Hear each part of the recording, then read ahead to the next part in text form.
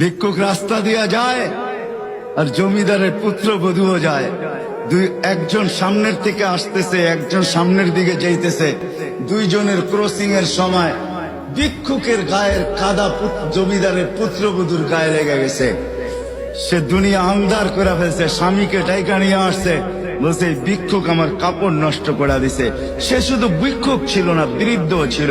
বৃদ্ধ ছিল না শুধু, জীর্ণ ছিল, শীর্ণ ছিল। শরীরে কাপড় ছিল না, ফাটা চিরা কাপড় ছিল। পায়ে জুতা ছিল না, পেটে ভাত ছিল না।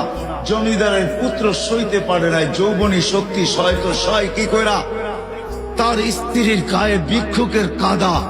বস সমগ্র শক্তিকে হাতে জমা করা, একত্র করা বৃদ্ধের কালে বসায়। বৃদ্ধ কিচ্ছু বলে নাই, শুধু উপরের দিকে তাকায় দুই তিনটা শব্দ উচ্চারণ করছেন। শব্দগুলা হলো ইয়া মাল্লাহ